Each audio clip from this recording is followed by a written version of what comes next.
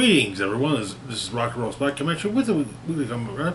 We are making our way through this week's Marvel books, so let's keep on trucking with Blade #5, wrapping up the miniseries. Where we left off, Blade and Elena, his partner in taking it on Pontius Van Helsing, had been captured by Pontius. So the issue opens with Blade being bound, chained up, while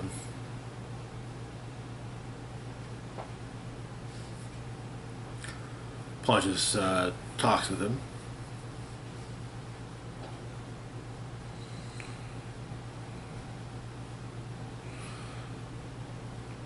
But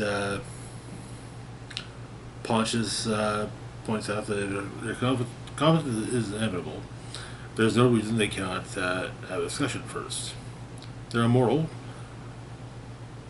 Time is an endless gift, so they should use it well.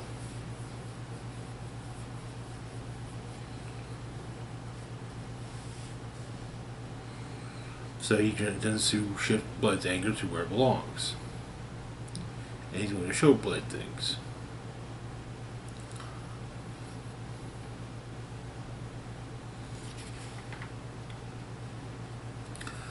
Apparently, Pontius, before taking the name Pontius Van Helsing, was a Roman soldier, and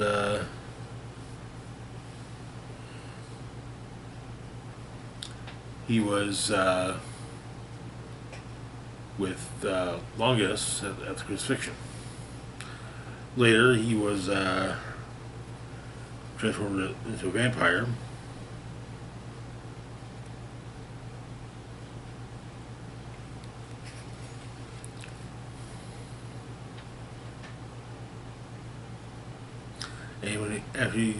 And he gives returns Blade's sword to him, and says, "Hey, go ahead." And Blade decapitates Pontius, but it's actually Elena. But he would use the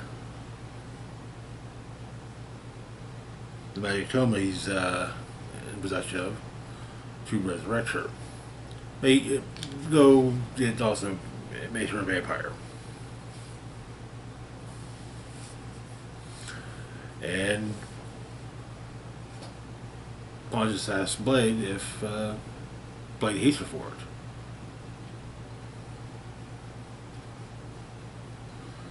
He points out that the spell guard used him to destroy it.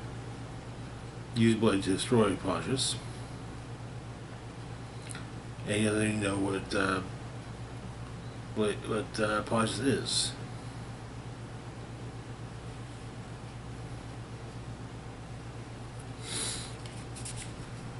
Apparently, Pontius is the community of vampires.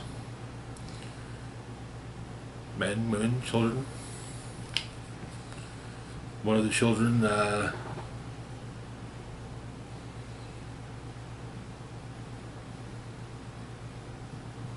asked Blade if Blade's going to stay with him.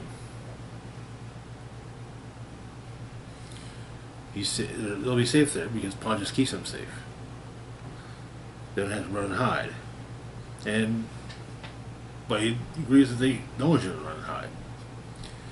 But the child says that because he couldn't walk, soldiers hurt him, and Pontius helped him.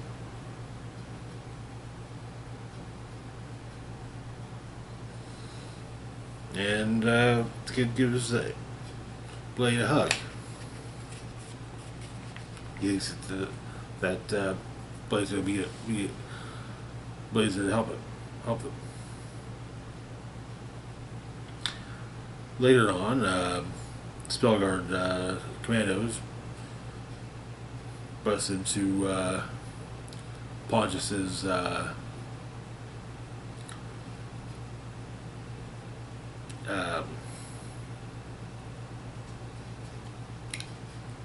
words escaping me, but compound, and this is deserted, except for Blade. But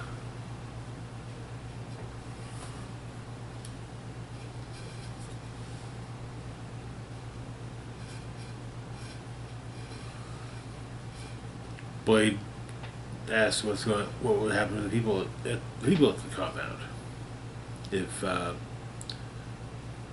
Spellguard retrieved the book. He's told that they're not people. The Spellguard exists to vanquish that which should not be. And so Blade asks where Pontius is.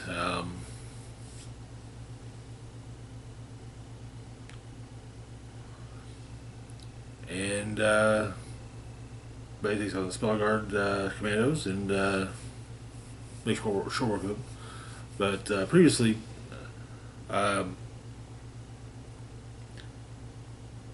Pontius told Blade that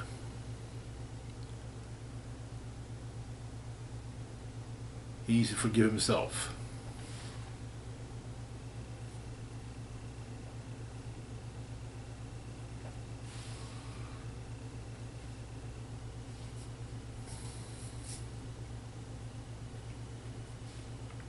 Apparently, the book has a mean to end their curse, master the darkness, and master themselves.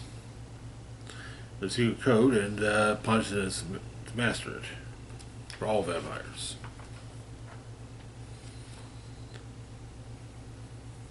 But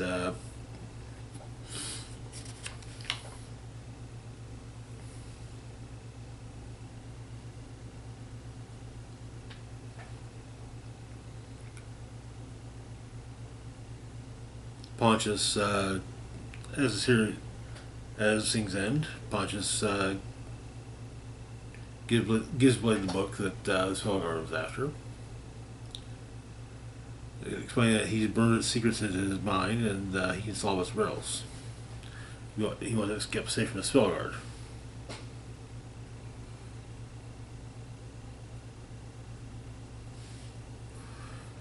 Though Blade also leaves Pontius a warning if he does anything anything bad, well, Blade will be there to take care of him.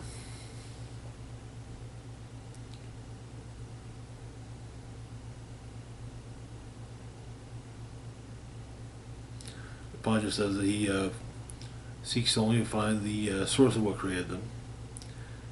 He can help Blade. He can help find the true evil of the world. They're cursed, but they can be forgiven. And the issue ends with, the series ends, in fact, with Spellguard being, the elder of the Spellguard being informed that Pontius still lives, and that Blade has the book.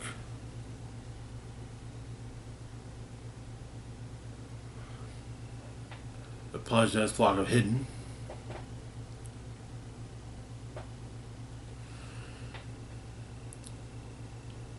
And they're and apparently seeing the leader of the Spellguard destroys the those who failed him, and that, like I said, that is where the series ends. It's a good series. I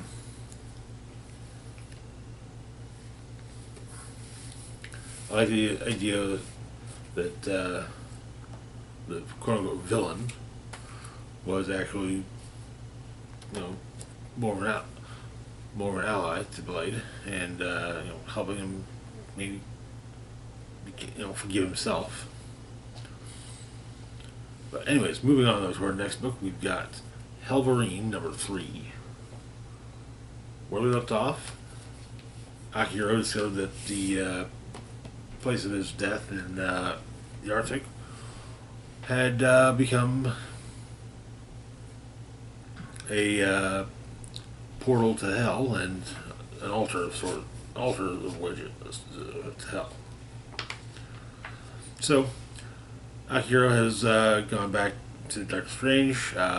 Apparently, there have been mutants who have committed horrendous murders lately. A semiconductor that murdered his way from car to car.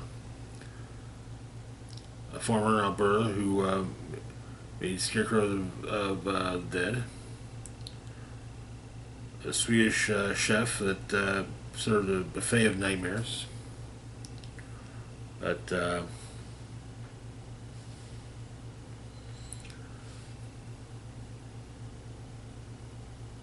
Akihiro has shown a map of locations. Apparently, the locations are all these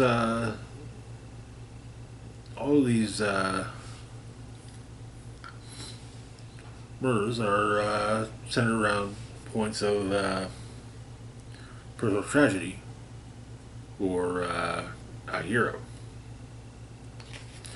But Doctor Strange gives Akihiro the Book of Lamentation, stolen from the Red Library, and apparently he has his own things to take care of. He's got to go to Asgard, presumably to hopefully find a way to successfully challenge Victor Von Doom to the Man of Sorcerer Supreme. But Akihiro goes to Jasmine Falls, Japan, his birthplace. Finds Itsu's house,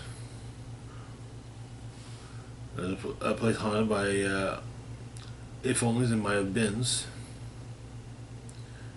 Picture of Itsu and Logan is on the floor there as well. But and a sigil has been painted on the floor.